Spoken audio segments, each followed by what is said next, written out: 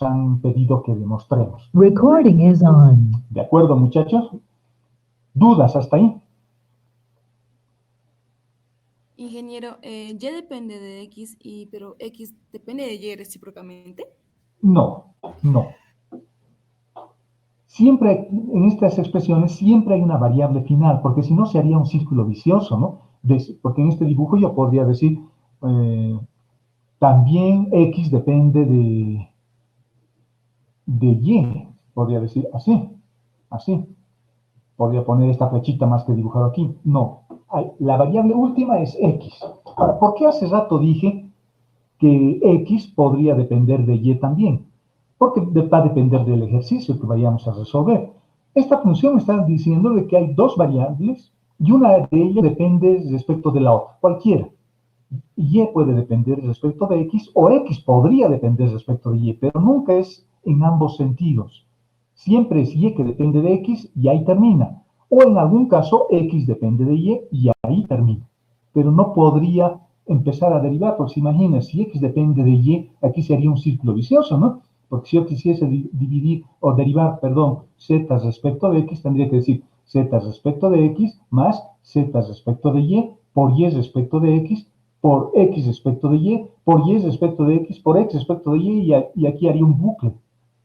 Porque X como depende de Y depende de X, si asumiésemos que existe esa dependencia, Y siempre va a estar derivándose respecto de X y X siempre va a estar derivándose respecto de Y. No hay variable final ahí. Por lo tanto, en este ejercicio, normalmente, y en el resto de ejercicios, normalmente hay una variable final, que en este caso es X. Ahora, ¿por qué yo sé que X es la variable final? La última variable, esa ya no depende de nada. Ese es solito. Ese ya no depende de nada. ¿Por qué yo digo que es la variable final? Por la derivada que nos han pedido. Z derivar respecto de X. Normalmente siempre se derivan respecto de la variable final. Y Z, por lo tanto, es la variable final. Y si me fijo en esta expresión, acá tengo un jacobiano arriba y abajo también tengo un jacobiano. Y fíjense respecto de quién estoy derivando. Los jacobianos también son derivadas, ¿no? Respecto de quién estoy derivando acá. Estoy derivando respecto de Y. Por lo tanto, Y es mi variable intermedia para Z. Por lo tanto, respondiendo a su pregunta, X no puedo derivar respecto de Y, en este caso. Siempre tiene que haber una variable final. En este caso, mi variable final es esto. Siempre tengo que tener un punto de partida y siempre un punto de llegada. Estoy partiendo de Z y estoy llegando a X. ¿Y cómo lo voy a hacer? Lo voy a hacer de manera directa y lo voy a hacer a través de Y ahí termina. No hay más. ¿De acuerdo? ¿Está claro? Sí. Sí, gracias, ingeniero. No es nada. ¿Más dudas, jóvenes? No hay más dudas. Bueno, continuemos. Este es un ejemplo de un examen pasado también. Es más de lo mismo. Se puede hacer más cortito, pero yo lo he hecho por el lado largo para que nos acordemos. Me han preguntado mucho de este tipo de ejercicio, así que lo vamos a resolver ahora.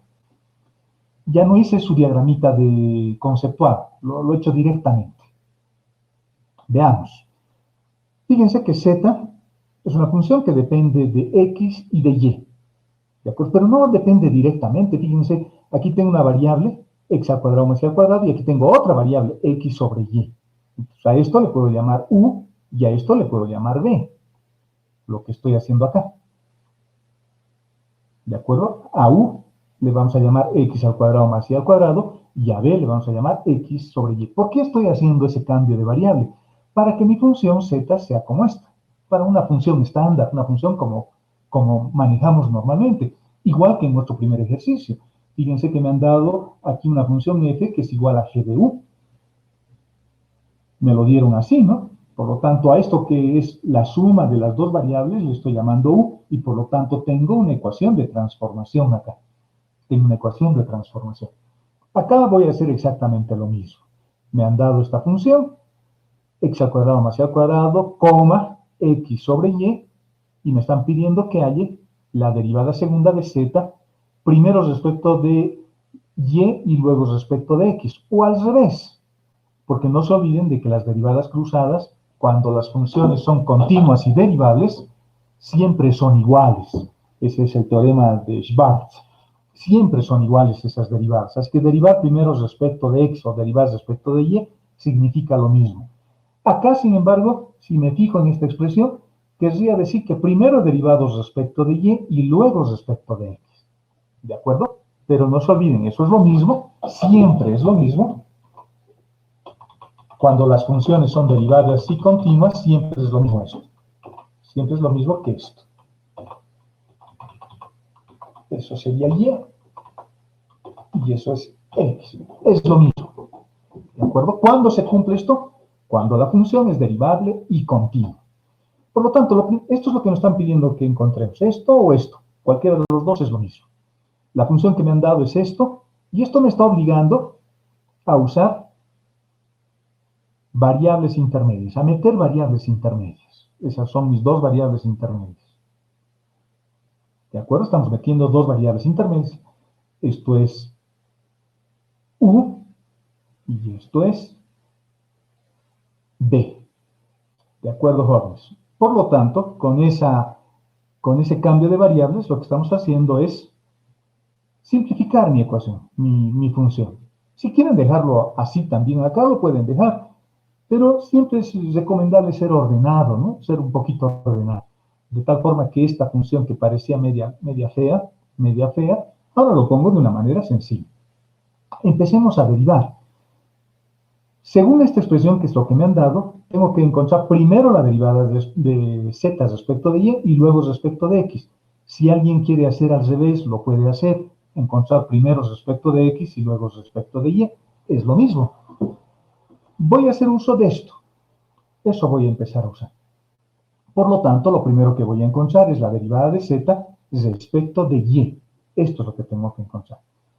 Pero fíjense, no puedo derivar z respecto de x o respecto de y de manera directa. Lo tengo que hacer a través de sus variables intermedias, a través de u y a través de b, porque son las variables intermedias que hemos metido. Es como en este ejercicio. Tengo una función z, aquí tengo una función u, aquí tengo una variable u, aquí tengo una variable b, y al final tengo x y y. Por lo tanto, estamos con un caso más complejo que es, un poquito más largo. Y si yo quiero derivar respecto de y, diremos z respecto de u primero, mi variable intermedia, que es esto, y desde u saltamos hasta x, o hasta y, por la derivada de u respecto de y, más, ahora voy a derivar z respecto de b, porque b también depende de x o de y, de ambos en realidad, de x y de y, más la derivada de z respecto de b por la derivada respecto de y. Mis variables intermedias son estas. Tengo una variable intermedia ahí y tengo una variable intermedia ahí. Mis variables intermedias estarían acá, digamos, en este dibujito, a esta altura, ¿no? Este nivel. En el segundo nivel, solo que habrían dos. Uno sería u y otro sería b. Y al final tenemos x y y. ¿De acuerdo? Estamos en eso. Lo estoy pintando de color rojo a mis variables intermedias. ¿Por qué son variables intermedias? Porque están despejadas. ¿Se acuerdan lo que habíamos hablado alguna vez? Están despejadas en términos de x y en términos de y. U y b respectivamente. Ya tengo la primera derivada. Así de fácil es. Ya tengo z respecto de y. Ya tengo z respecto de y. Ahora, a ese resultado lo voy a derivar respecto de x. Por acá aparece una cosa interesante. ¿Podría derivar u respecto de y? Sí, ¿no? U respecto de y es 2y. Y puedo encontrar b respecto de y, que será menos x sobre y al cuadrado. Lo puedo hacer directamente. Pero no quise hacer eso. Quise hacer paso por paso. ¿De acuerdo? A mí me gusta hacer paso por paso. Y al final recién reemplazar. Aunque es un poco más largo, pero es lo que a mí me gusta. Digamos. Ustedes también pueden hacer el procedimiento más cortito y reemplazar. Reemplazar eso respecto, habría que reemplazar por 2y, y esto habría que reemplazar, o lo que está pintado con negro, estito, habría que reemplazar por menos x sobre y al cuadrado. Se lo podría reemplazar. Pero yo no estoy reemplazando, reitero. Lo que tengo que hacer es volver a derivar para encontrar la segunda derivada, y eso significa derivar lo que teníamos antes respecto de x. Esto es una suma. Y las derivadas parciales o las derivadas en general son transformaciones lineales. Varias veces he dicho eso. Y las transformaciones lineales siempre son distributivas respecto de la suma. Por lo tanto, si estamos derivando respecto de x, que es decir que voy a derivar respecto de x esto, más la derivada de esto respecto de x también, que eso es lo que tengo a continuación.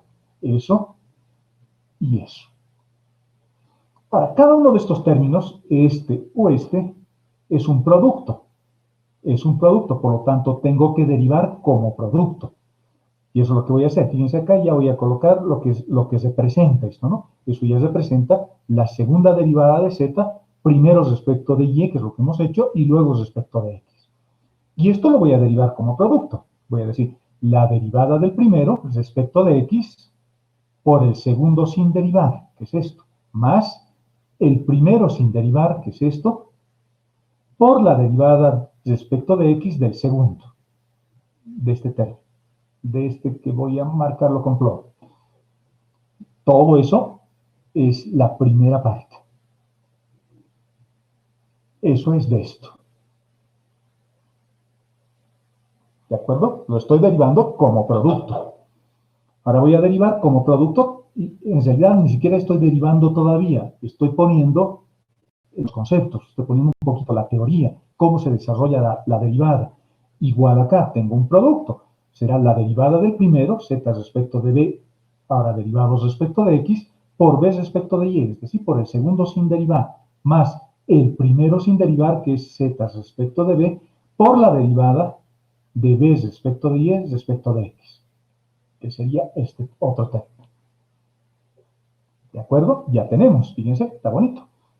Ya tengo el primer término y el segundo término como producto. Como producto. Empecemos a ver. Acá tengo problemas.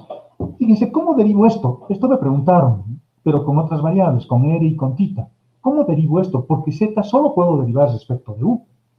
Z solo puedo derivar respecto de u. Pero no se olviden que si yo quiero derivar respecto de x a esta función que se llama z, lo tengo que hacer a través de u y a través de b, porque acá tengo sus ecuaciones de transformación. U depende de x, u depende de y, b depende de x y b depende de y. Por lo tanto, voy a hacer una regla de la cadena también acá, pero lo voy a hacer de manera directa. En el siguiente paso que hemos hecho, fíjense, el siguiente paso es este. Lo estoy dejando en principio eso para después, y esto ya lo estoy derivando. Z respecto de u, y esta será la segunda derivada de u, primero respecto de y luego respecto de x, que es esto. Ya está derivado, ese término ya está concluido, que está pintado con verde acá. Y este otro término también ya está concluido. Z respecto de b, y fíjense que b primero lo he derivado respecto de y lo estoy derivando luego respecto de x. Por lo tanto, tengo este término. Porque yo sé que u puedo derivar 1, 2 o 3 las veces que hagan falta respecto de x y respecto de y b también. Por lo tanto, fíjense, estos dos términos ya están concluidos. Ya no se puede hacer más nada. Es más, ya puedo derivar, ¿no? U respecto de y primero, que es 2y, y 2y derivado ahora respecto de x, seguramente este término se va a anular, va a valer 0. Y este otro, b respecto de y, me quedará menos x sobre y al cuadrado, y eso lo tengo que derivar respecto de x. Me quedará menos 1 sobre y al cuadrado. Bueno, pero son derivadas que ya tenemos. Estas ya están, eso que he pintado con verde ya están concluidas, ya no puedo hacer más nada ahí. Me tengo que pelear ahora con esto y con esto. Acá presten atención. Esto es bastante sencillo, pero siempre hay que ser cuidadoso. Quiero derivar respecto de x a esta función, pero z solo depende de u y solo depende de b. Pero estoy queriendo derivar respecto de x. Esta función que estoy poniendo z respecto de u es una función que va a tener u y va a tener b.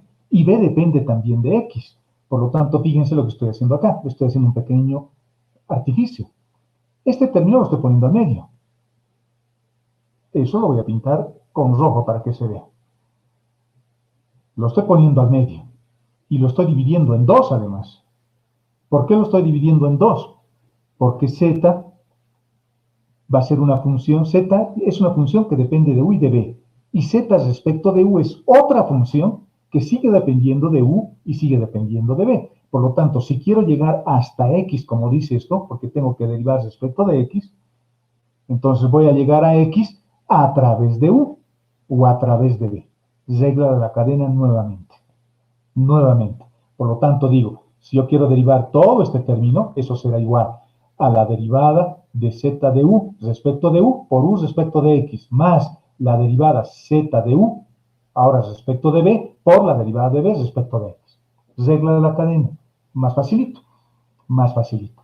Por este término sin derivar, que es este, el que tengo acá. Por ese término sin derivar. Todo lo que tengo en este paréntesis es estito. Eso que está pintado con plomo es todo esto, lo que está entre estas llaves, entre estos corchetes. Y este término sin derivar está acá.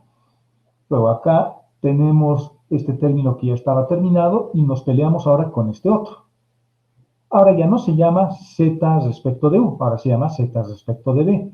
Y esta es otra función que depende de u y de b. Imagínense que z es igual a x a u al cuadrado más b al cuadrado. Imagínense que es eso. Cuando ustedes deriven z respecto de u, el resultado es 2 veces u. Fíjense, sigue siendo una función que depende de u. Y en casos más generales podría depender no solo de u, también de b, este resultado, o este otro. Podría tener, no sé, función z igual a u al cuadrado por b al cubo, por ejemplo. El resultado, cuando yo encuentre esta derivada, va a seguir siendo una función cuyas variables van a seguir siendo u y b. Y u y b siguen dependiendo de x y de y. Por lo tanto, eso es lo que estoy haciendo a continuación. Fíjense, esa es la función ahora. Ya no es z solamente, ahora se llama z respecto de b. Y esta función, que es derivada, ya es una nueva función que sigue dependiendo de b y va a poder seguir dependiendo de u. Por lo tanto, si yo quiero derivar respecto de x, tengo que derivar respecto de u a través de u para llegar a x, o puedo ir a través de b para llegar también a x. Para llegar también a x. Y ya está. Y este otro término que tengo aquí atrás es exactamente este. Exactamente eso. Por lo tanto, continuando, tenemos ya el siguiente término que ya está concluido, que lo habíamos pintado con verdecito. Y ahora hago las derivadas. Aquí tengo la segunda derivada de z respecto de u dos veces por la derivada de u respecto de x. Más la derivada segunda de z primero respecto de u y luego respecto de b por la derivada de b respecto de x, todo multiplicado por esto. Todo por eso. Este término viene a continuación, que ya está concluido, reiteramos. Y acá tenemos la derivada segunda de z primero respecto de b y luego respecto de u, que es esto, por la derivada de u respecto de x, más la derivada segunda de z primero respecto de b y luego respecto de b, que sería la segunda derivada de z respecto de b dos veces, por la derivada de b respecto de x, que es esto, por todo esto, sin olvidarse todo esto que es eso, más este término que es este, que no hay que olvidarse. Bueno, simplificamos simplemente ahora. Estos términos que están multiplicando los voy a meter, por lo tanto voy a tener la derivada segunda de z respecto de u respecto de x por u respecto de y, ya está este. Luego tenemos la derivada segunda de z primero respecto de u y luego respecto de b respecto de x, u respecto de y, aquí está, perfecto. Este término lo copio simplemente. Acá tenemos la derivada segunda de z primero respecto de b y luego respecto de u, que es esto. U respecto de x, b respecto de y, que es esto. Y luego tenemos la derivada segunda de z respecto de b dos veces, b respecto de x y b respecto de y, que es esto. Y este término final. Esta es la expresión general. Esto es la expresión general. Ya hemos terminado.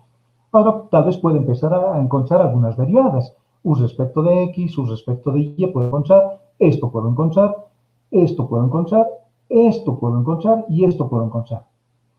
Esto. Así te puedo encontrar.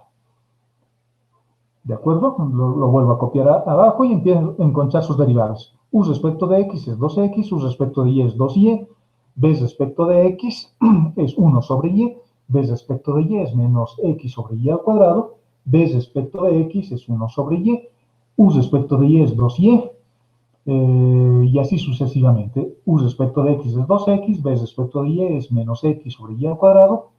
Acá tengo u respecto de y y luego respecto de x, se anula, se vuelve 0. Y el otro término me queda esto.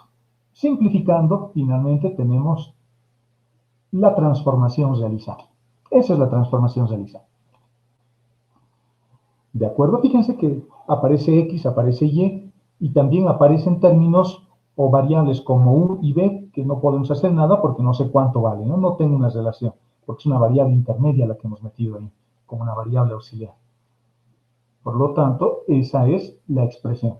Lo he hecho paso por paso y siempre se derivan de esta misma forma todas estas ecuaciones que nos dan. Nos dan de todo tipo, ¿no? De toda forma para mostrar si sabemos o no derivarlas, pero en general, en estos casos, siempre es bueno meter una variable intermedia para que a partir de eso yo pueda desarrollar. Fíjense, y hemos encontrado esas derivadas. Es muy parecido esto a lo que hemos hecho en clases también, cuando transformábamos a coordenadas polares. ¿De acuerdo? ¿Dudas antes de pasar al siguiente?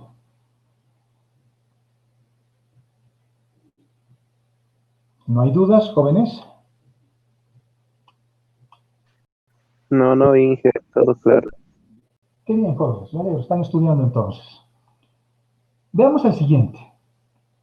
Hallar el área del triángulo de área máxima inscrito en una elipse dada. A ver, ¿cómo podemos hacer?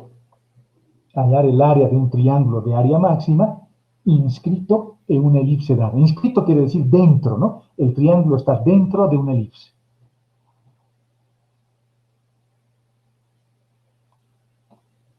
¿Cuál es la función a maximizar? ¿Cómo lo podríamos hacer? Les voy a enseñar un truco acá. Un truco que a veces no aparece en los libros, que en algunos casos se pueden usar. A ver, ¿qué hacemos?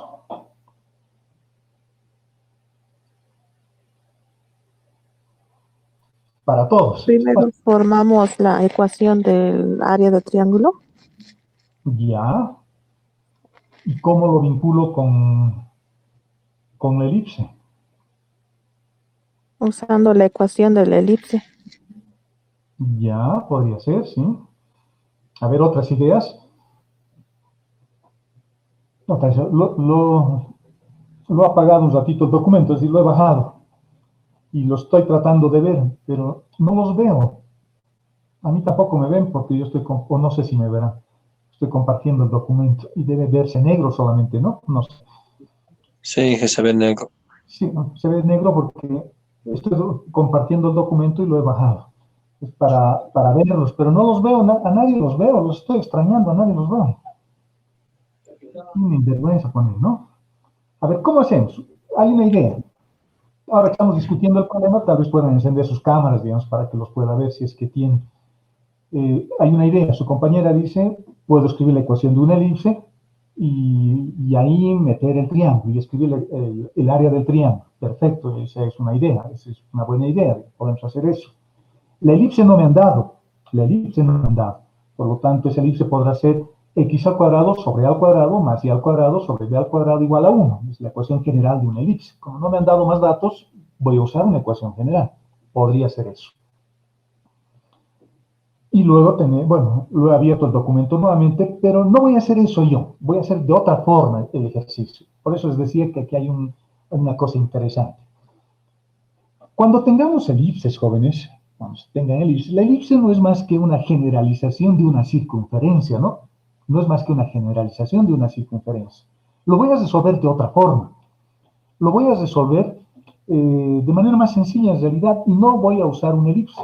Voy a usar una circunferencia. Ojo, voy a usar una circunferencia. Y esa circunferencia puede ser esta. Y fíjense, ni siquiera la ecuación de la circunferencia me estoy dando. Me estoy dando simplemente una circunferencia cualquiera de radio R mayúscula. Esta es una circunferencia, no es una elipse. En principio estoy un poquito apartándome de la pregunta, porque dice una elipse y yo no estoy hallando una elipse. Ahora estoy hallando una circunferencia, dentro de una circunferencia. Y el triángulo es una cosa como esta.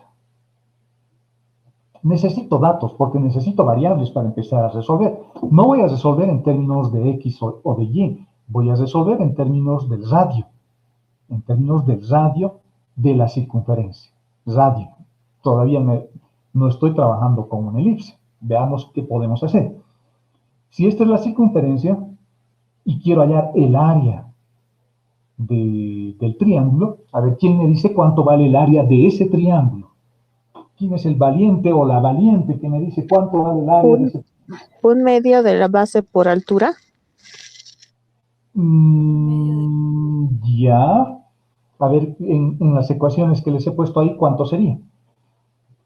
Tengo la base de este triángulo, bueno, de acá a acá, que vale R.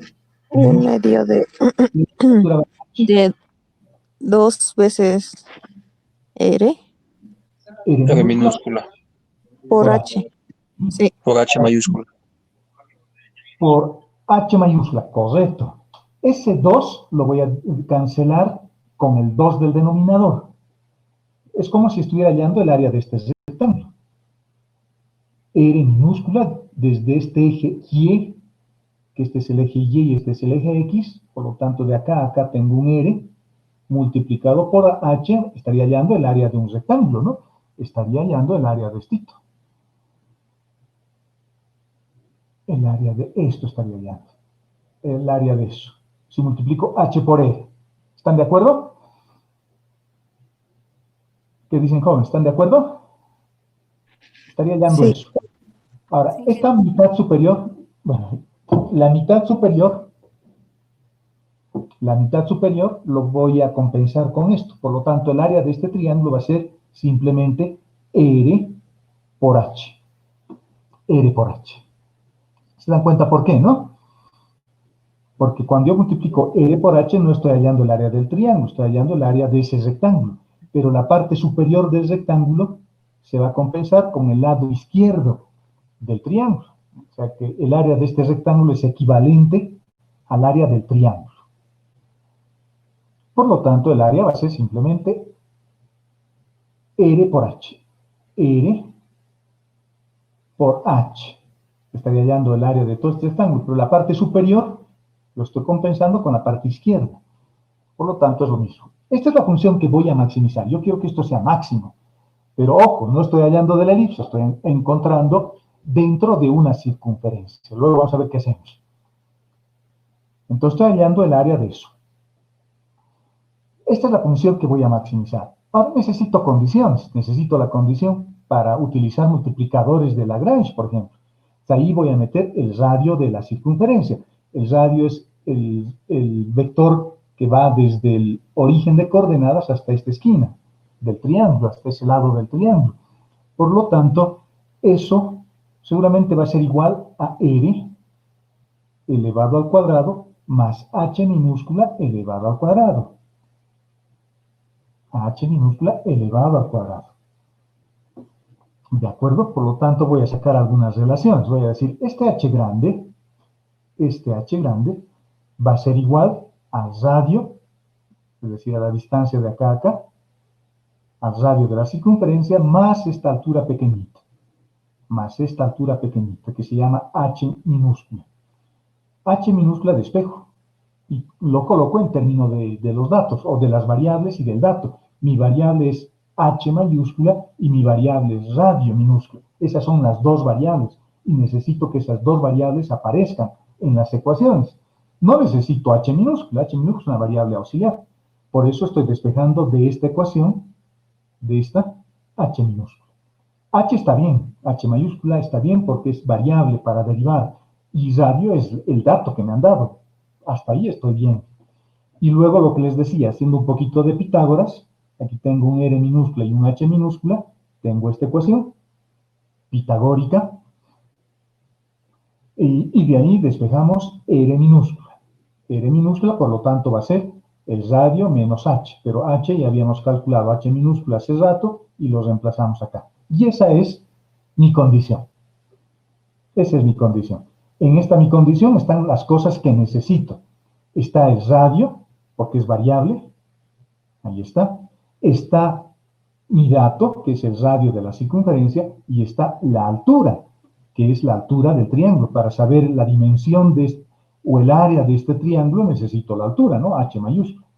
Por lo tanto, en esta ecuación están todos mis datos, lo que necesito. Está el radio minúscula, está el radio mayúscula, el minúscula y el mayúscula es dato y el minúscula es la variable, y está h, que es variable también. Haciendo un poquito de álgebra acá y simplificando, obtenemos esta ecuación. Por lo tanto, esta es mi condición. Y fíjense que lo he igualado a una constante, a cero. A cero lo hemos igualado, porque esa es la condición. Las condiciones, utilizando el método de los multiplicadores de Lagrange, siempre son ecuaciones implícitas. Y las funciones que maximizo siempre son funciones explícitas. La variable que quiero maximizar debe estar despejada. La variable que estoy despejando es are. Listo. Ahora utilizamos Lagrange. Los multiplicadores de Lagrange. La función que voy a maximizar y la condición. Los he puesto ahí. La función que voy a maximizar y la condición. La función a maximizar es explícita y la función que es condición es implícita. Fíjense, acá la variable está despejada. La variable es a. A es lo que está variando. Yo quiero que eso sea máximo, lo más grande posible. Por lo tanto, esa es la variable que tiene que estar despejada. Encontrando gradientes, el gradiente de a va a ser igual a h, r, la derivada de la función respecto del radio. Y, ojo, yo estoy eligiendo que la primera variable sea el radio y que la segunda variable sea h mayúscula. Eso es importante porque esa es las mismas variables que voy a utilizar para derivar las condiciones en el mismo orden. Primero estoy derivando respecto del radio. Aquí está, su derivada vale h. Y luego voy a derivar esto respecto de h. Está acá. En esta otra ecuación voy a hacer lo mismo. Voy a derivar primero para el radio minúscula. Y eso será 2 veces r y nada más. Y luego voy a derivar respecto de h mayúscula y eso será 2h menos 2e. Ya está. Luego formamos la ecuación de Laplace, o esta condición de paralelismo, ¿no? De expresar h, r como combinación lineal del gradiente de la condición. Esta es la ecuación de una recta, viéndolo geométricamente. Bueno, resolviendo, voy a igualar cuando dos vectores son iguales, cuando lo son componente a componente. Por lo tanto, la variable h tendrá que ser igual a 2 veces r por lambda. Aquí está. Y la variable r tendrá que ser igual a lambda veces todo esto. Todo eso. Ahí está. En esta ecuación puedo despejar 2 veces lambda y en esta otra ecuación también puedo despejar 2 veces lambda, porque este tiene 2 y este también tiene 2 y ambos tienen lambda. Y luego igualarlos. Estoy despejando 2 veces lambda de ambas ecuaciones y luego los igualamos. Y haciendo simplemente un poquito de álgebra, tenemos h al cuadrado menos hr igual a r al cuadrado. Tenemos exactamente esta ecuación. En esta ecuación lo vamos a reemplazar en la condición. La condición es esta, ¿no? No se olviden, la condición es esta. Lo voy a reemplazar en la condición que es esta. Lo he vuelto a repetir y si me fijo, tengo h al cuadrado menos 2h más r al cuadrado. Pero r al cuadrado para mí vale h al cuadrado menos h por r, igual a 0. De esta ecuación despejamos h. Ya tengo una de las variables. H vale 2r sobre 2. Ya tengo la altura del triángulo. Es las 1.5 veces más grande que el radio. Eso me está diciendo, ¿no? Es más grande. Es 3 medios veces más grande que el radio. Como ya tengo h, lo puedo reemplazar en esta ecuación. Y encuentro r. Y r es raíz de 3 sobre 2 por e. Fíjense que mis dos resultados dependen del dato. Por lo tanto, el área habría sido igual a esto. Aquí viene el truco ahora, porque no me han pedido que encuentre dentro de una circunferencia, me han pedido que encuentre dentro de una elipse. Por lo tanto, es la misma expresión y en lugar de colocar r al cuadrado, coloco ab. Porque esto está suponiendo que estoy multiplicando r por r. Por eso es r al cuadrado. En cambio, en una elipse, esto valdrá a, la longitud, su segmento, su semisegmento sobre el eje x, y valdrá b, el segmento en el eje Y. Y ya está, ya hemos calculado cuánto vale esa área. Fácil, ¿no? Fácil. ¿De acuerdo?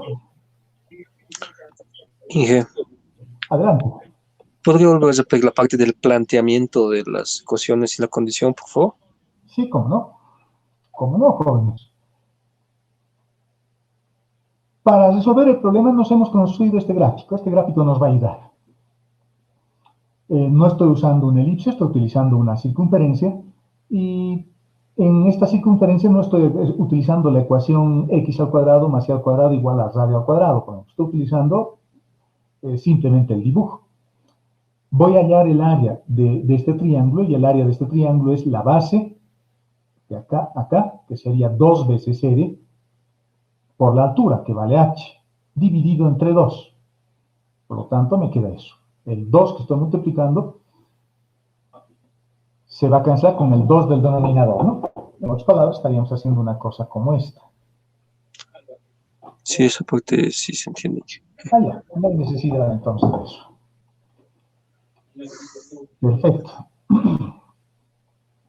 Ahora voy a encontrar relaciones entre las variables. Yo necesito, me fijo acá, mis variables son R minúscula y H. Mi variable es esto, la distancia de acá a acá, y mi otra variable es H, de acá a acá. Por lo tanto, esas dos variables, R minúscula y H mayúscula, tengo que colocar en términos de R. Y para eso voy a hacer algunas cosas. Por ejemplo, lo primero que puedo advertir es que este H grande va a ser igual a la altura que va desde este punto hasta el centro. Hasta ahí tengo un R, este mismo R. De ahí tengo R. Y luego tengo que bajar un poquito más.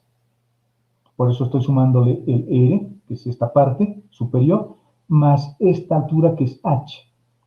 Eso es una variable auxiliar. Por eso estoy diciendo de que H mayúscula va a ser igual a eso. En esta ecuación H minúscula no me interesa porque H minúscula no me sirve para nada, solo para encontrar relaciones. No es variable para derivar. Por eso estoy despejando H de esta ecuación. Este valorcito de H habría sido igual al H grande que tengo menos el radio. La altura máxima, que es variable, eso sí me sirve, eso es importante para mí, menos este radio. Y eso me da H. Por lo tanto, esta ecuación me sirve. Me lo voy a guardar. Luego nuevamente aparece un triángulo rectángulo acá. Tengo de acá a acá un R y de acá a acá un H. Por lo tanto, por Pitágoras, el radio elevado al cuadrado, este radio elevado al cuadrado que es la hipotenusa, va a ser igual al radio minúsculo al cuadrado más H al cuadrado. Esto. Y en esta ecuación, bueno, hay cosas que me interesan. Está el radio, que es mi dato. Está R minúscula, que es variable, me interesa. El que no me interesa es H, porque eso no es variable, no me sirve para mis derivadas. Por lo tanto, esta R mayúscula, perdón, esta H elevado al cuadrado minúscula, lo voy a reemplazar con este H que tengo acá. ¿De acuerdo? Es lo que estoy haciendo. Acá lo podría haber reemplazado directamente. Y eso es lo que estamos haciendo, ¿no? Por lo tanto, tengo R al cuadrado y además he factorizado simplemente. Este H lo he llevado al otro lado para despejar R. Lo podíamos haber dejado también como está, o sea, es un paso innecesario tal vez que yo he hecho. Podría haberlo reemplazado directamente acá.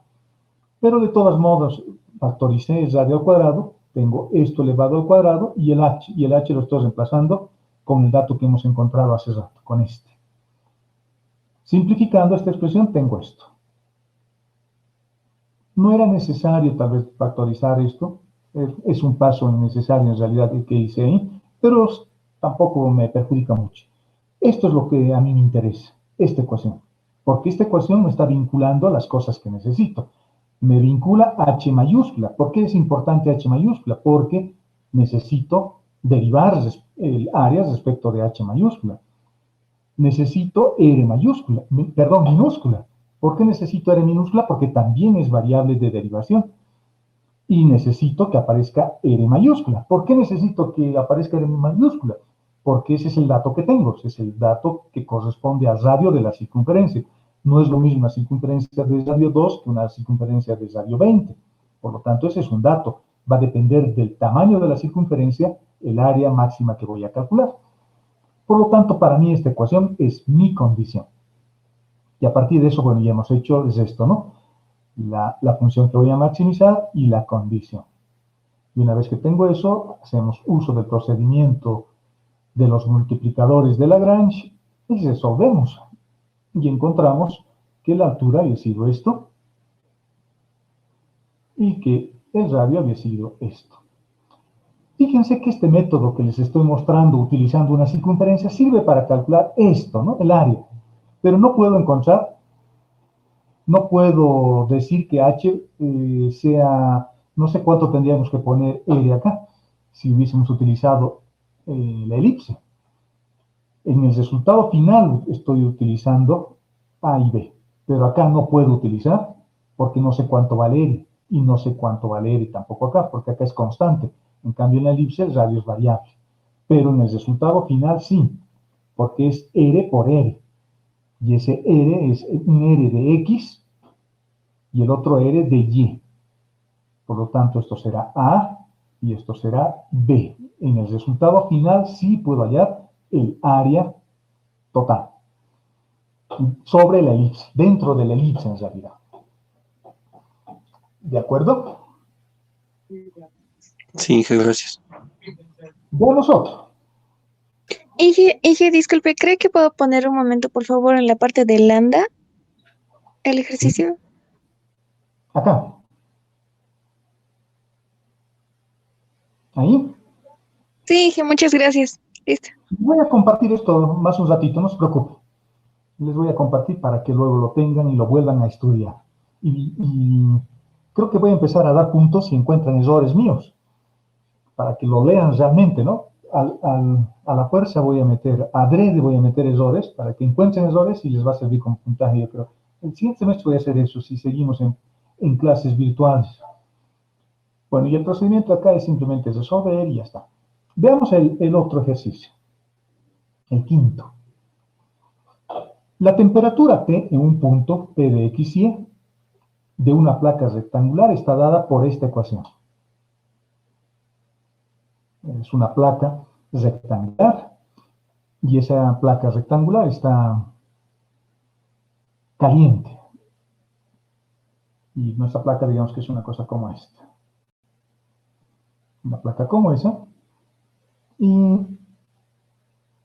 está sujeta a una determinada temperatura, tiene un gradiente de temperatura o una temperatura que está dada por esta expresión. O sea, para cada valor de X y de Y, el punto se encuentra con una temperatura diferente.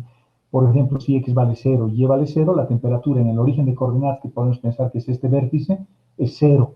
Y posiblemente a medida que vamos avanzando acá, la temperatura va aumentando. El punto P de X y Y se mueve en el mismo sentido de las agujas de relojes,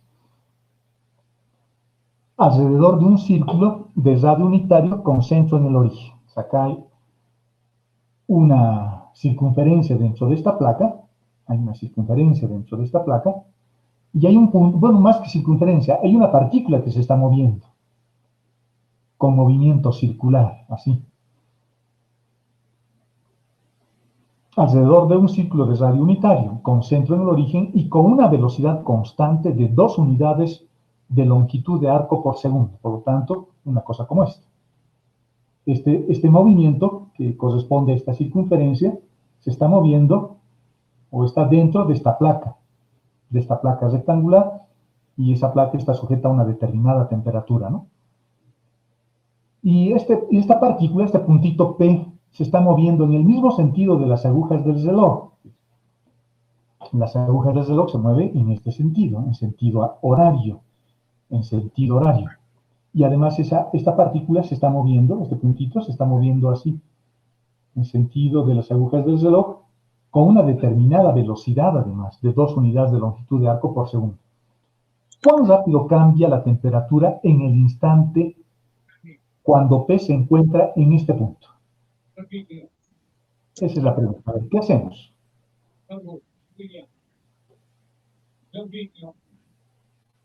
¿Qué hacemos, muchachos? A ver, lean la pregunta con calma.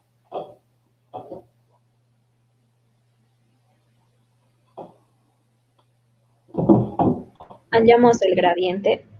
Ya, el gradiente de la temperatura. Fíjense qué es lo que me están pidiendo. ¿Cuán rápido cambia la temperatura en el instante cuando P se encuentra? ¿Cuán rápido? Me están pidiendo, si esto lo viésemos desde el punto de vista geométrico, me están pidiendo la pendiente. Una pendiente, ¿no? Esa pendiente puede ser cero, es decir, no cambia nada, o puede ser una pendiente a 45 grados, o puede ser una pendiente mayor. O sea, me están pidiendo, si lo interpretamos geométricamente, me están pidiendo una pendiente. Ahora, o una razón de cambio, que es lo mismo. Cuando me dicen esto, cuán rápido cambia la temperatura, me están pidiendo una razón de cambio. Y una razón de cambio es la derivada. Ahora, ¿qué derivada? Yo tengo que dar una respuesta acá. Diré, está cambiando a 1 grado por segundo. No sé, tengo que darle un resultado, tengo que darle un número. No le puedo dar un vector. El gradiente es un vector, pero me va a servir el gradiente. A ver, acá es importante la teoría, jóvenes. A ver, voy a hacer algunas preguntas. ¿Cómo encuentro razones de cambio?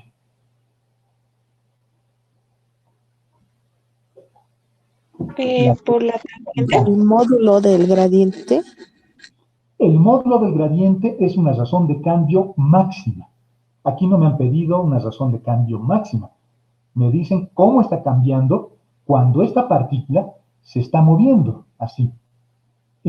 Además me dicen en sentido horario. Eso ya para mí es un problema. En sentido horario me dice. Y además me han dado una velocidad. Esta partícula no es lo mismo desde la perspectiva de la partícula, del puntito negro, cómo está cambiando la temperatura. No es lo mismo que este puntito. Imaginémonos que somos uno de nosotros, está acá parado, y estamos caminando dentro de una placa caliente, según esta ecuación, y para que mis pies no se quemen, estoy zapateando en círculos, así, para que no se quemen mis pies. Y estoy caminando así, en este movimiento circular, en sentido horario, y a esta velocidad, a una velocidad de 2 unidades de longitud de arco por segundo. Entonces, desde la perspectiva de este puntito, ¿cómo está cambiando la temperatura? Está aumentando, está disminuyendo. Y cuando me encuentro en estas coordenadas. El punto 1 medio, 3 medios es este que dibujado. Está ahí. 1 medio, no se olviden que este círculo es unitario. Por lo tanto, en X estoy en 1 medio y en Y estoy en raíz de 3 sobre 2. Acá. Por tanto, estoy en este puntito, estoy empezando ahí a caminar. Y estoy caminando no en el sentido de la flechita, estoy caminando en el otro sentido. Estoy caminando en el sentido contrario. ¿En el sentido de la flecha qué se presenta? ¿El de las flechas rojas? Ahorita les digo. Tiene un significado, eso que he pintado con rojo. Y luego vamos a ver cómo voy a introducir ese vector pintado con rojo, porque yo en realidad me estoy moviendo en este sentido, ¿no? Estoy moviéndome en el sentido de las agujas del reloj. No se olviden, por las funciones vectoriales que nosotros caminamos, que si me muevo a una determinada velocidad, la velocidad siempre es tangente al movimiento. Hay que saber varias cosas aquí, jóvenes. No es ver solo desde la perspectiva de las funciones o de las derivadas. Aquí entra todo. La matemática se construye sobre todo. Y si yo me estoy moviendo sobre esta trayectoria circular y me estoy moviendo en este sentido, en el sentido de la flechita, el vector que acabo de dibujar es el vector velocidad, ese vector verde. Ese vector es el vector velocidad y está apuntando en ese sentido porque me estoy moviendo en sentido horario. No se olviden, la velocidad siempre es un vector tangente al movimiento, pero he dibujado 2 vectores tangentes. El rojo les voy a explicar por qué. Por ahora quiero entender de que este vector, el que yo estoy generando con mi movimiento, es el verde. Ese es el vector que estoy generando. Con mi movimiento. ¿De acuerdo? Hasta ahí estamos bien. Por lo tanto, la pregunta nuevamente reitero, ¿cómo encuentro razones de cambio? Uno de ustedes, bueno, una joven, una señorita ya me dijo, es el módulo del gradiente, perfecto, es el módulo del gradiente, pero eso ocurre únicamente en la dirección donde el cambio es máximo, y en este caso no me han pedido cambio máximo, por lo tanto no puedo hallar el módulo del gradiente, solamente tengo que hacer otras cosas acá.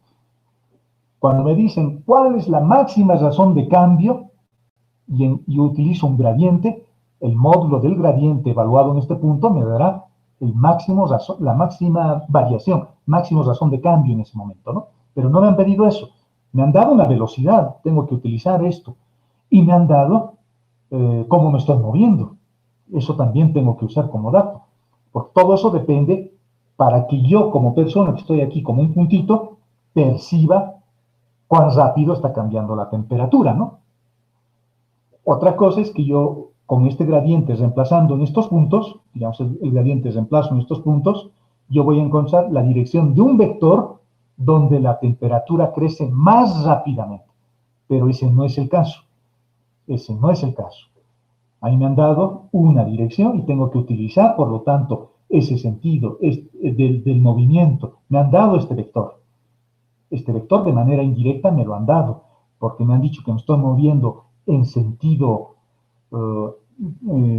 igual a las manecillas del reloj y me han dado además una velocidad. Sigamos discutiendo. A ver, más ideas, más ideas. Está interesante esto.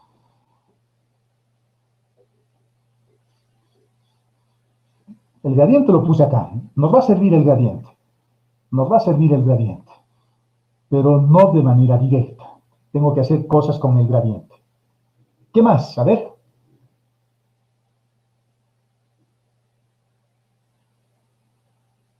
¿Qué más, muchachos? Inge, disculpe, yo dije, pero tal vez se escuchó si podríamos hallar la tangente a la curva Ya, respecto de T.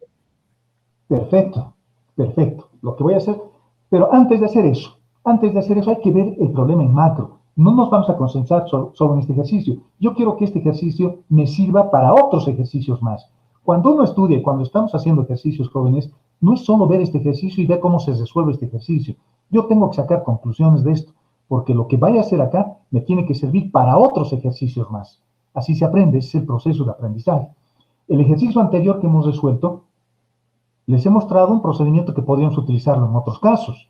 O sea, no es solo para este ejercicio lo que estamos haciendo, es para otros ejercicios más. Y acá lo mismo. Entonces aquí lo primero que voy a hacer es, voy a usar el gradiente y voy a utilizar las ecuaciones del movimiento, como dice uno de ustedes, una joven.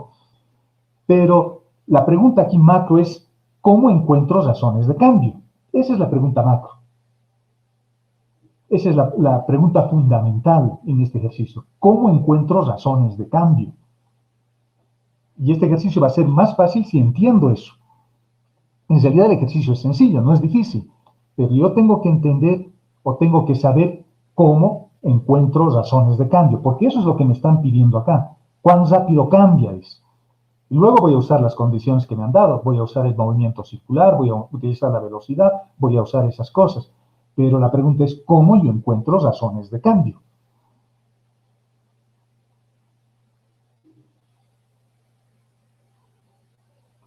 A ver. ¿Es posible parametrizarlo? ¿De gradiente? Ya no No, una esa sola no es la respuesta. No, esa no es la respuesta. ¿Cómo encuentro razones de cambio? ¿Qué es una derivada? Una derivada es una razón de cambio, por lo tanto tengo que hacer derivadas acá. Entiendo. Ahora, fíjense, cuando nosotros estudiamos cálculo 1, esas razones de cambio son fáciles, porque siempre derivamos sobre una curva. En cálculo 2 no. En cálculo 2 tenemos un problema. Las derivadas no son tan fáciles de hallar. No es solo la derivada parcial respecto de x o respecto de y. Las derivadas dependen de una dirección, porque según sea la dirección, yo voy a poder encontrar una razón de cambio diferente. Y a eso le hemos llamado derivada direccional. En general, siempre encontramos derivadas direccionales. Siempre. No hay derivadas parciales. En realidad, si somos exquisitos, no hay derivadas parciales. Lo que existen siempre son derivadas direccionales. Y las derivadas parciales no son más que casos particulares, que estoy encontrando una derivada direccional en la dirección de y, o en la dirección de j, o en la dirección de k. y eso se reduce a derivar z respecto de x o z respecto de y, como estamos haciendo, pero siempre estamos encontrando derivadas direccionales.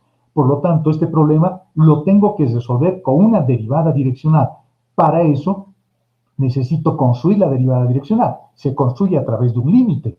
Pero si me fijo la función, la función siempre es continua, no tiene divisiones por cero, no tiene nada de esas cosas raras. Por lo tanto, la derivada direccional lo voy a encontrar con el gradiente de la función.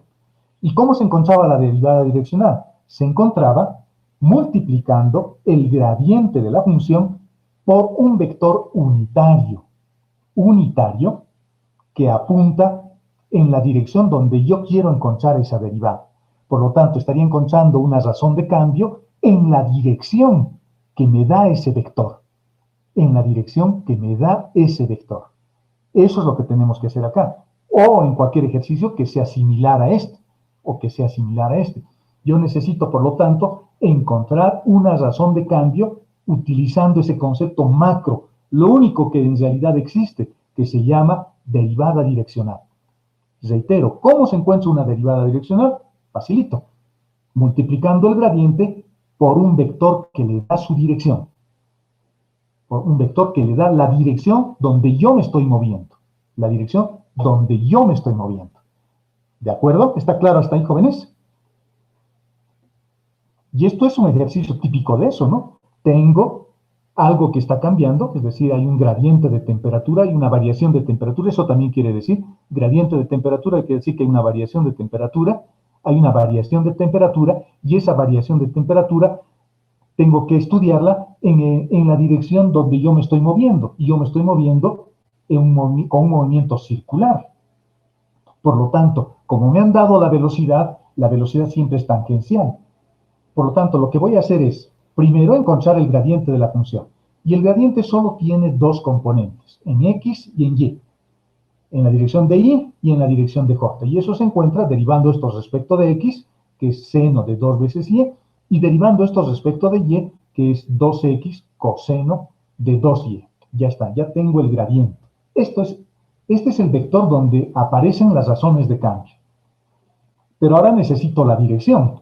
Dice que yo me estoy moviendo, nosotros nos estamos moviendo en un círculo unitario. Por lo tanto, las ecuaciones de ese círculo unitario son estas.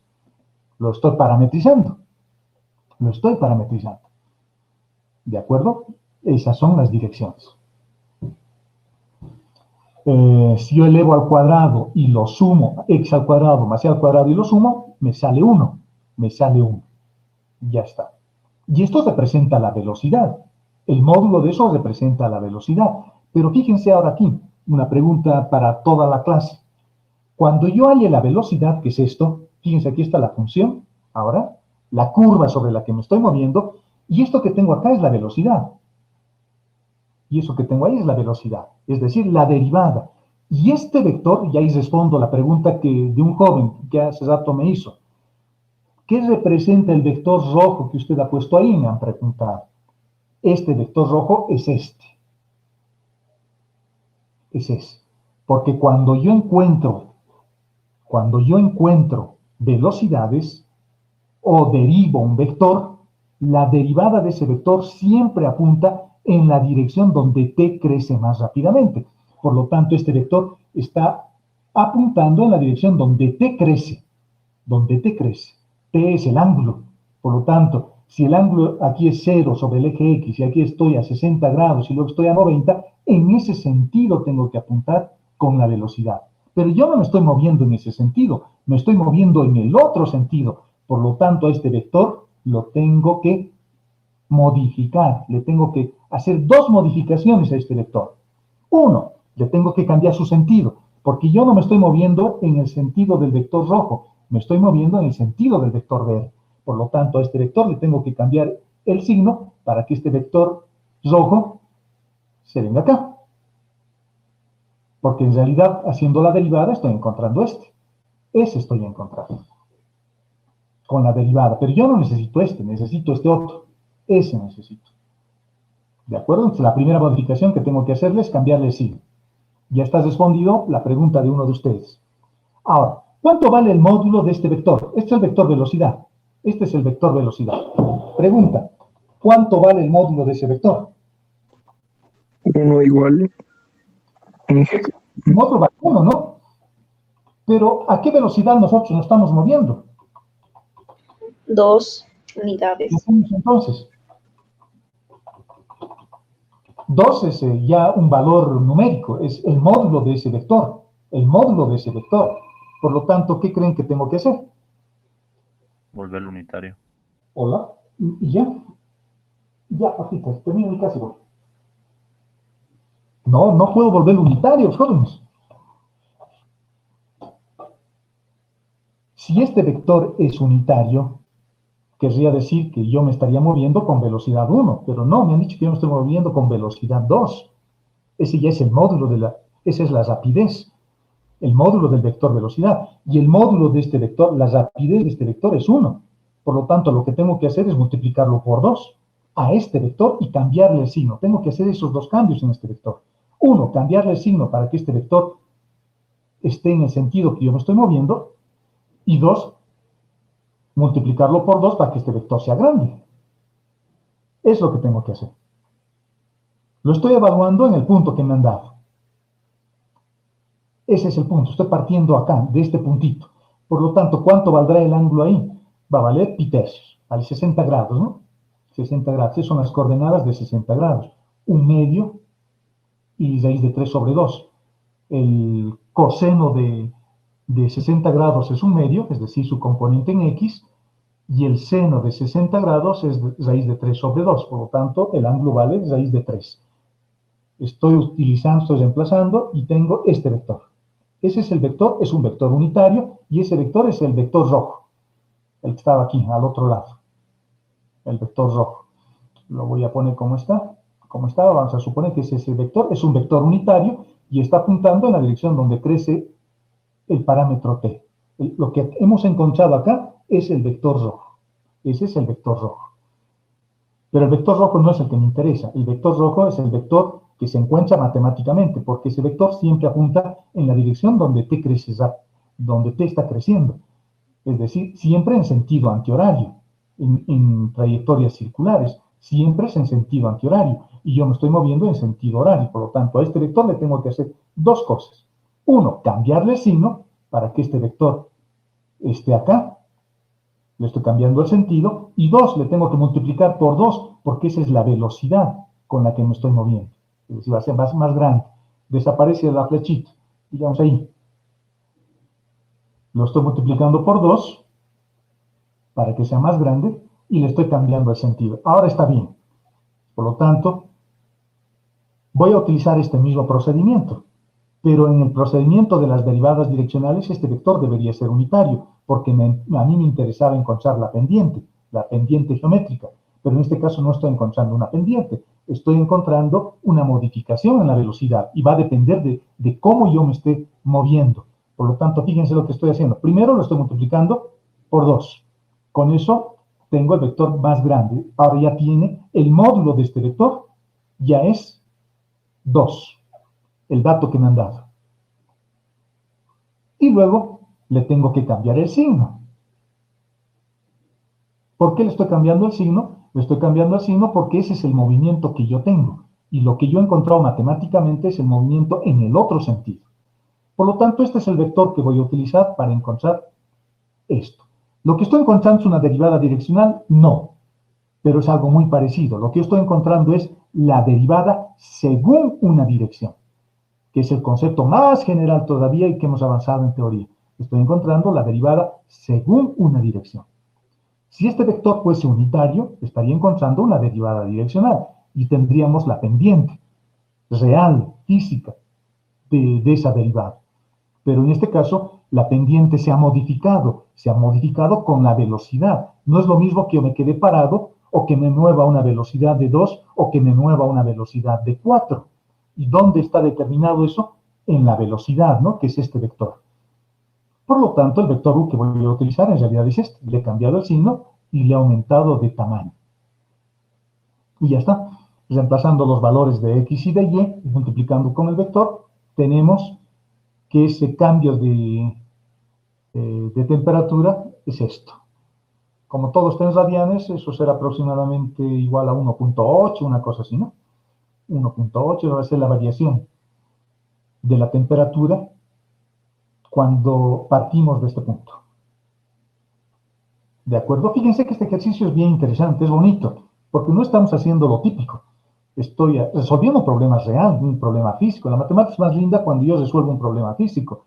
Y estamos partiendo de un concepto bien general. No estoy resolviendo yo solamente este problema. Lo que estamos haciendo es tratar de entender lo que significa una derivada direccional. Las derivadas direccionales son razones de cambio. Y cuando tengo funciones multivariables, funciones que tienen más variables, esta es una función multivariable, ¿no?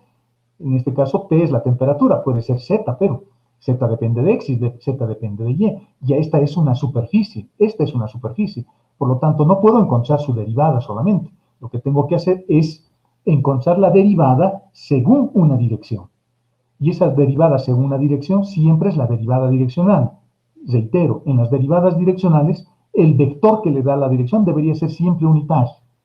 Pero en este caso, no estamos haciendo que sea unitario porque yo estoy introduciendo una velocidad a mi movimiento. Tiene que ser 2 su módulo.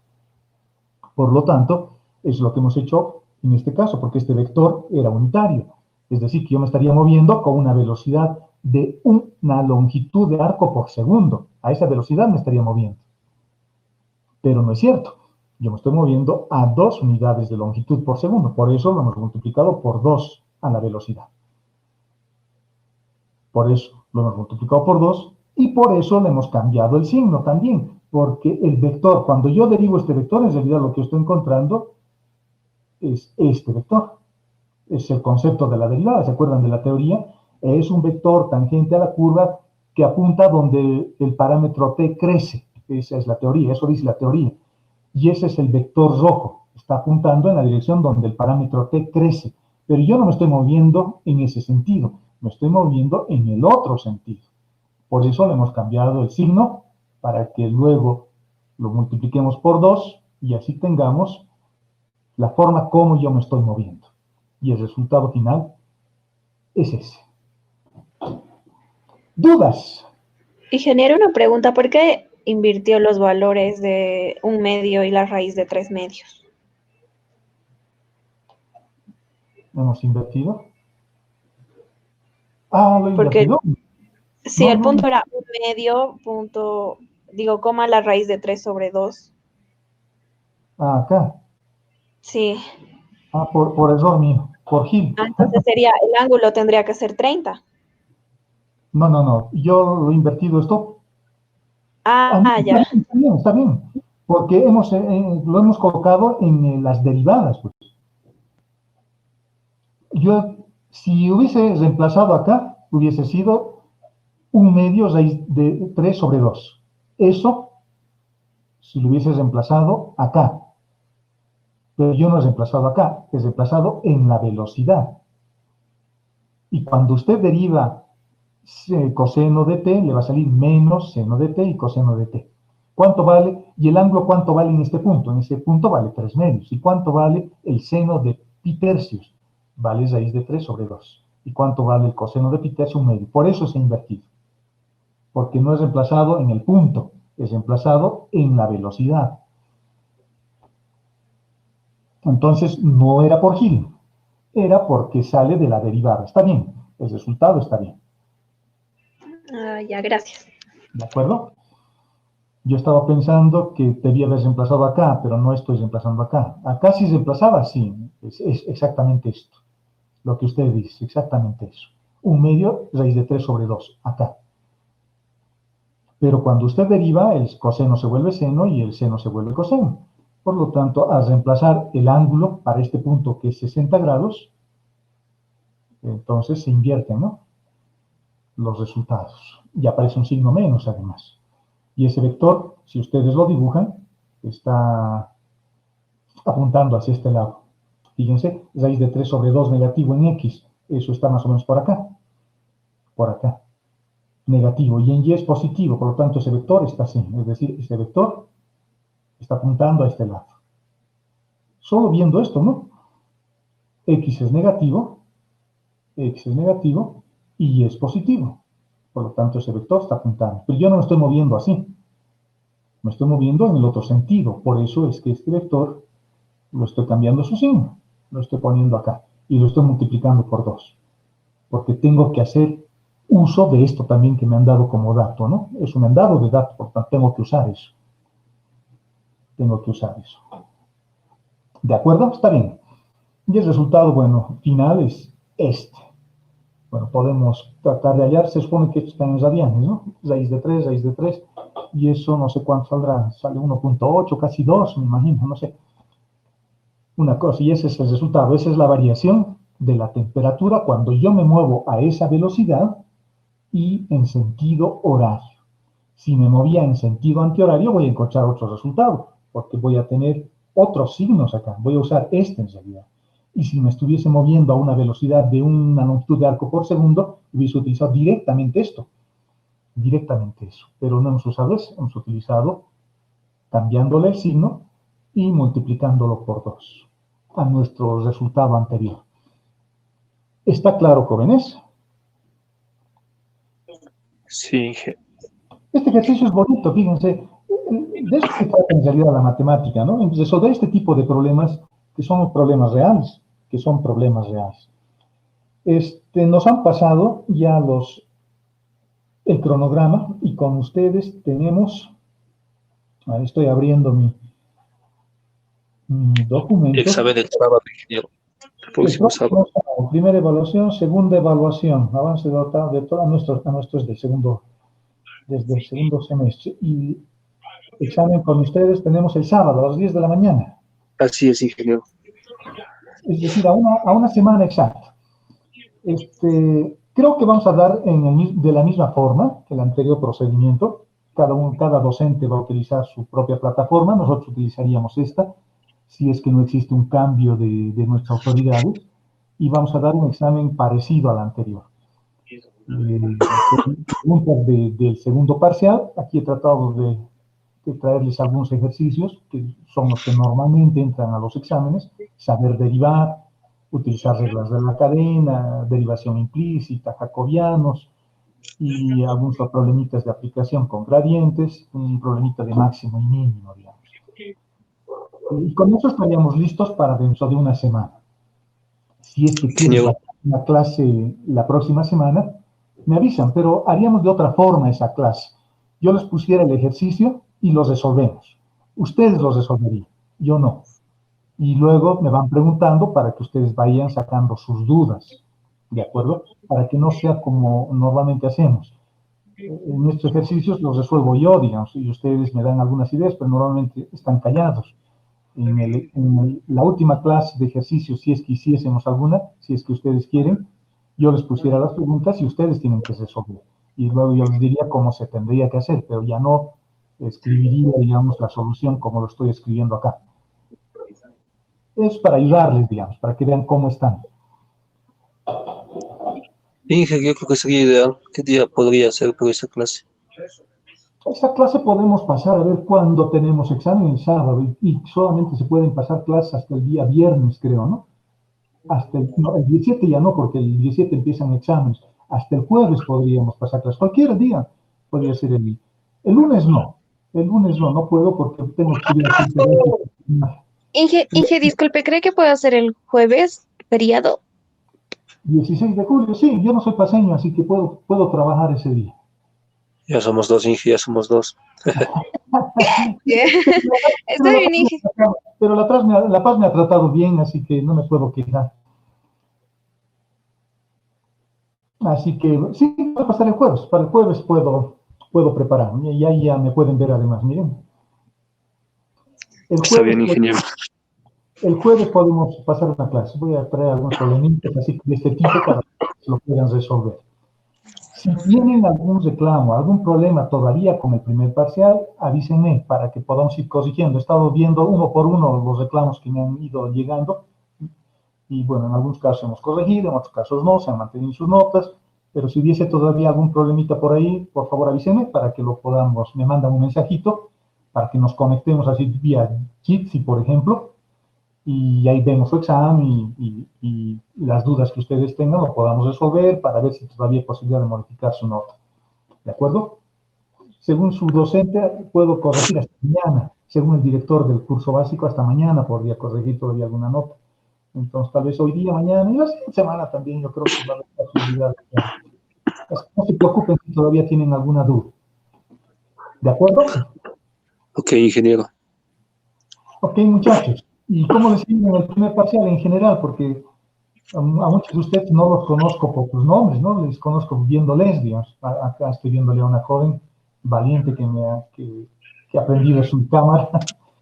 Y yo, Pero, hija, no estoy perdiendo porque no estoy bien de salud, estoy en cama.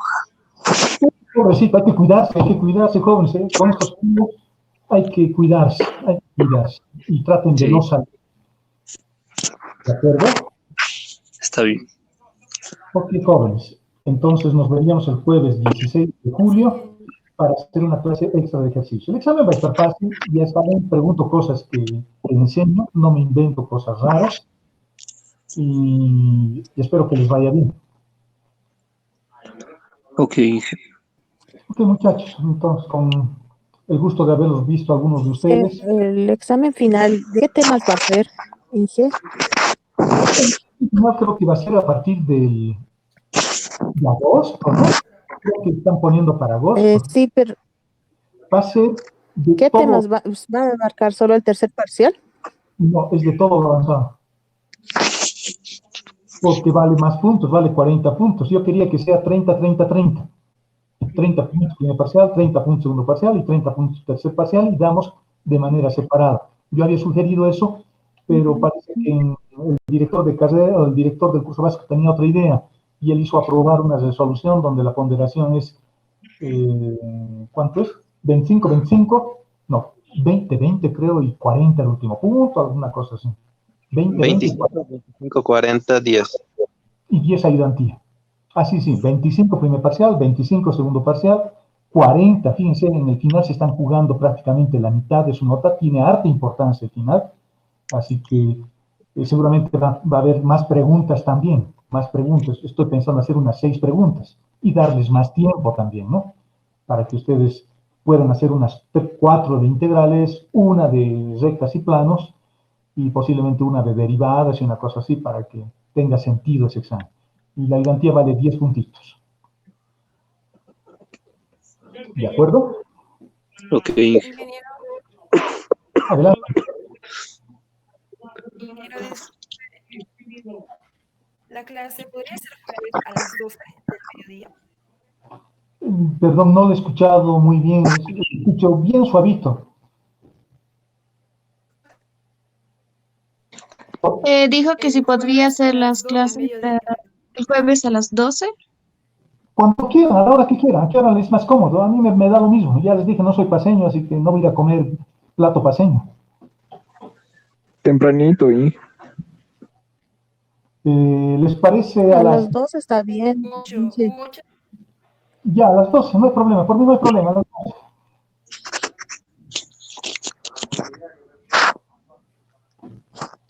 El jueves a las 12, entonces. ¿Alguna otra duda, muchachos? no dije todo bien. De acuerdo, jóvenes, cuídense, por favor, y nos vemos el jueves al mediodía, entonces. Como ahora, a las 12 les voy a poner el enlace para que podamos hacer algunos ejercicios extras. ¿De acuerdo? Y Listo, no se confíen, estudien y estudien. Eso es lo ok. único que pueden hacer ahora. Hasta el jueves, muchachos. Hasta el jueves, Inge.